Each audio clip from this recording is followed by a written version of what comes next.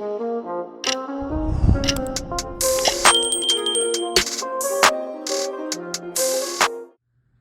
right, guys, today we're looking at a Savage Arms, the 9mm. It's like a little micro, kind of between a micro and a compact.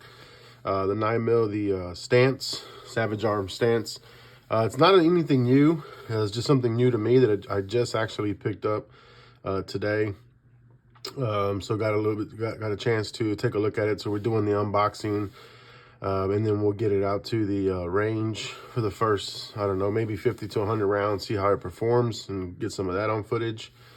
So let's dive right into it. It's just something that I wanted to review. I would consider this more in the realms of a budget pistol. So it does come in this case, not just a box, you can lock it. Here, as you can see, it's got these two little holes here for your locks. Not super sturdy, a little flimsy, just in case anybody wanted to know. I know some people like to travel with the pistol cases that it comes with, or not necessarily travel, but carry them in there, and they like to know if they're sturdy or not. So not the most super sturdy box, but it'll do. So let's get this open. All right, so let's see what we have. We have the paperwork. All right, let's see, let's just get it out of here. Put it in there. So it looks like we get our Savage Arms join free NRA bullet pin. Sign up for that. Some nice little Honeywell earplugs there. That's kind of cool. Like 50 cents. Looks like there's a back strap. Of course, our standard lock. Nice little decal. Haven't seen too many of those in the gun. And the instruction manual for the stance. So of course every gun, right, should have an instruction manual. It's always good to kind of look at it. You just never know what kind of little hidden features or something that works different than what you think. I haven't looked at it, as you can tell. It's brand new. I haven't even cracked it open. I would suggest always looking at it, looking at these for any firearm and every firearm. You just never know.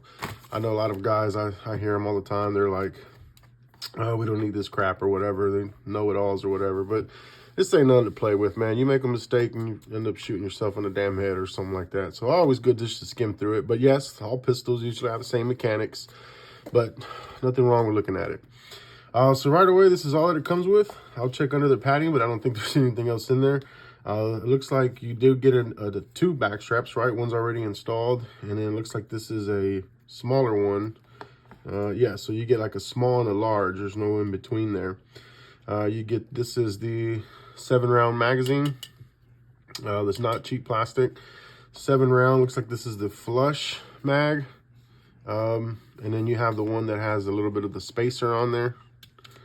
And this is the 8-round mag. So I get why you would get 7 and 8.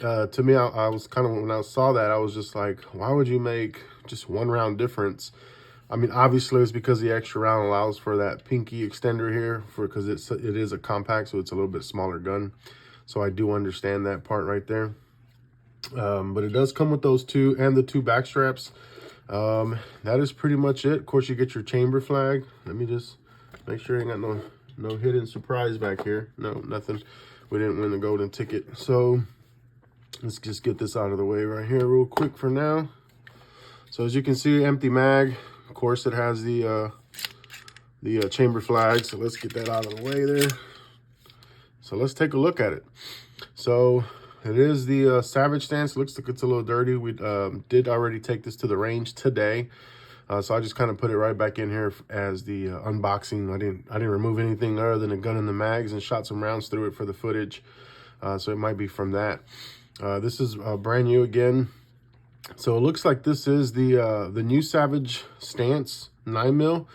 I think maybe all of us, if y'all done research on it, they said they haven't made a pistol in almost 100 years, right? We all know Savage is more of the rifle shotgun makers there, right? Manufacturers. So they're trying to this is their first one getting back into the pistol game.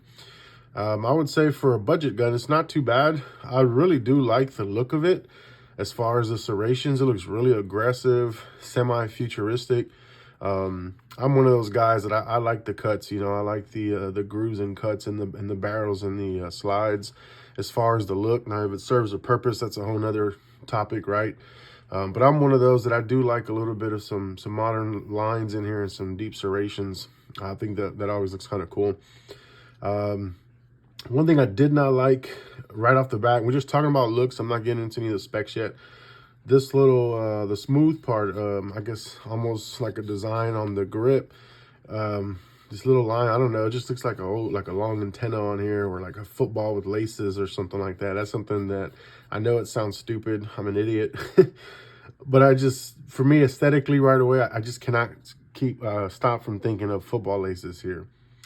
So that does bug me a little bit, but no problem. It's not a big deal. But it looks really cool. I see we have almost like a built-in thumb rest here, because it does have kind of like steps. Let me see if I can get this on camera. It does kind of step down or step up, however you want to say it. It's not just flat. Looking at it this way, you'd probably assume that it's just flat with lines on there. And this is the takedown lever, but getting into it, you see that it does kind of almost like level off like stairs. So it does serve almost like a gas pedal of some sort. So, you know, I know that's a real, what do you call it? Aftermarket part that we kind of look for a lot. So that's kind of cool. You do have your slide release, slide catch here. You have the manual. And it looks like this is built in, the serial number with the metal of the frame on the inside or the control unit in here. I kind of didn't like that. It makes it, to me, it makes it look almost like a, you know, a little bit cheap, which it is. It's a budget gun. Almost like they didn't want to spare a spare part or cover, so they just said, hey, just show the damn metal on the inside and print the fire, safety, and serial number on it. But it's not a big deal. Let's take a look at the other side. You have your extractor over here. Looks like there might be the pin holding in the takedown and all that good stuff over here. As you can tell right away, we have the same controls on both sides.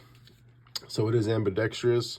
Mag release does work from both sides, so there's no need to switch that over from one side to the other. It works both ways. I'm pressing it from the opposite side. I'm pressing it from this side. So that is pretty cool that you don't have to switch it and flop it around like some pistols.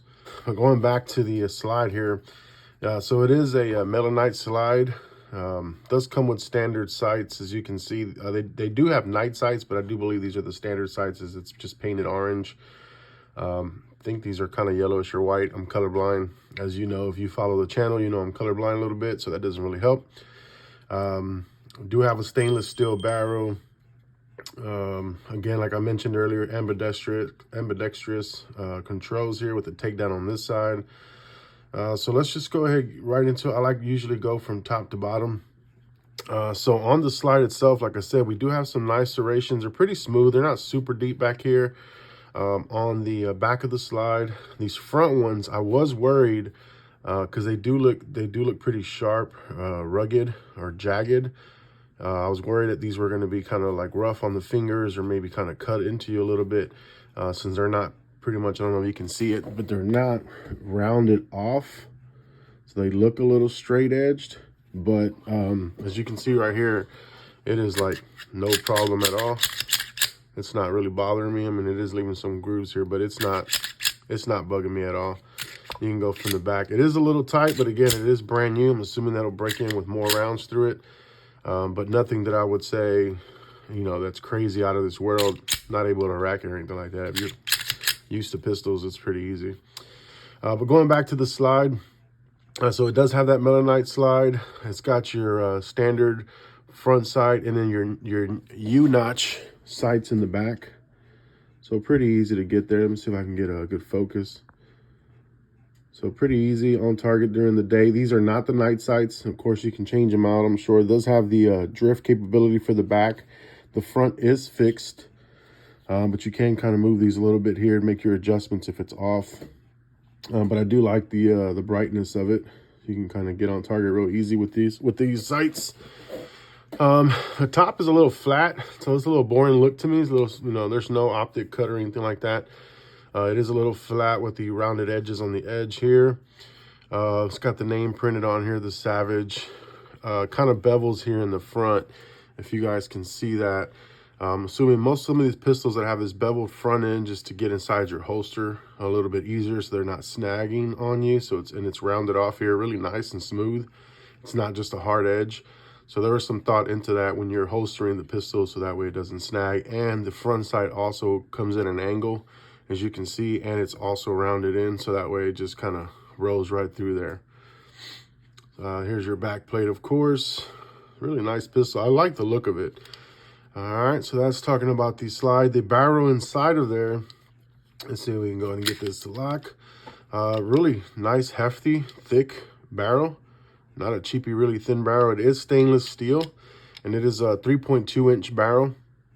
So it's, you know, pretty similar to my other pistol. The macros are 3.1, so this is a 3.2. Very, very similar there. The slide catch or slide stop, it does remind me of, and I hate to go back with the SIG, but it does remind me of the SAS a little bit, where it's almost flush in there. This is the safety back here that you're seeing, but this slide catch or slide release is pretty flush with it. So there are some people that had some issues releasing it. It is a little tight to get in there. So when you do have that with the empty mag or whatever, it's probably best just to use the back of the slide. Go ahead and undo that. I did notice right out of the box when I did put the first mag in here and shot off a couple, it was hard to drop that slide using it. After a couple of more rounds and more mag changes in it did get a little easier. So it does soften up as it goes. So that's talking about the slide and the barrel. The grip itself, I really like it. It looks and feels really thin. So that was something that I was kind of like, it'd be a nice concealed pistol with the thinness. It does look a little pancakey to me. Looks a little flat and long up top, but it feels surprisingly good. I have some rather, I don't know, mid to large size hands. Maybe one day I'll put some measurements on there so I can compare it. But it feels really good here, and especially with the 8-round mag, you get that extra real estate there to get your pinky in there. So it actually felt surprisingly well in the hand. The ergonomics is pretty good. It's hard to tell, but it does have a groove here, similar to like the SIG, where it kind of comes in arches here. It's hard to see because of all the heavy texturing, and the texturing is nice and thick. Not to where it's abrasive, but it is nice and thick, and you can definitely feel it. There's no reason why you should be losing grip on this pistol at all, on this gun. It's just really nice. You do have the index points, and again, it's ambidextrous. Well, not ambidextrous, because it's just on this side, and then you have the takedown that has the grooves. So of course, almost serves as a gas pedal of some sort. Doesn't protrude too far, but it does kind of stare out this way a little bit, so that way you can feel it there and get your thumb there as you're shooting. So I did like that. There is texturing on the back plate and inside, so it's 360 degrees, which is really, really nice. And if you can see it, there is a finger groove there. I do like that because it does kind of help you, you know, place your finger there, and it just feels more comfortable, more natural. There's a slight groove here, undercut a little bit to kind of get a little bit underneath it, because the gun is fairly small as it is. And then using the larger backstrap kind of gives you a little deeper palm swell here, so you can get in there and get you a little bit more better grip there. No Picatinny rail. This is a compact to micro size 9. So when you get smaller with those pistols, we kind of lose that Picatinny, but I do think they make the Viridian laser that attaches here in these grooves if you want to attach a laser. And I'm assuming you could do lights as well, but no Picatinny rail for that. The mag release, did have a problem with the mag release, as you guys maybe see later. But when you're holding the pistol, I like a good mag release that I can release without letting go of my grip or altering my grip. All right, so coming off here, I have the 8-round mag in here, and they are single stack. We'll look at that a little bit later. But as I have a natural grip, at best or at worst, I like to maybe just move my fingers here to be able to get to my mag release. And there it did come out. You really have to get your fingers and hand kind of off the bottom, or it will, if you're like me, you can see just holding on to it, it's already creating this huge indentation where it's not going to go, right? The smaller these pistols get, if you have larger hands, you have to come off that grip some and kind of move your hand out of the way in order to drop it. Now this is a problem. You see, I'm pressing it, it's not coming out, and I had to force it. I'm really pressing it, and there it goes. See, so hopefully it's more of a use, or maybe it's because I'm not getting deep enough on this side. So Tiny Tack, my wife also was shooting, and said, well, just release it from the other side since it's ambidextrous and you don't have to switch it. So I did find that it was easier, again, I'll have to get off my natural grip, but just bring this finger back and release it from this side. And you see that's a lot easier for me. So maybe there's some other pistols out that way. And you see there it goes, I released it, but I caught on my palm. But I did find out that that did work better for me, just to use the right side versus coming in and using this side. As you can see, doesn't quite release that well for me. It does release, but I have to be careful. Really have to get a good angle with my thumb. That could just be my fat hands, I'm not sure. But you do have the option to alter and use the other side. So really not too big of an issue. Just got to kind of make some adjustments there. But when it's releasing, it is releasing fine. I just wish there wasn't any issues from this side. But overall, it has some good texturing here, so you can really feel it. It's not smooth. You shouldn't be slipping on the mag release. It's got a nice little texture on both sides.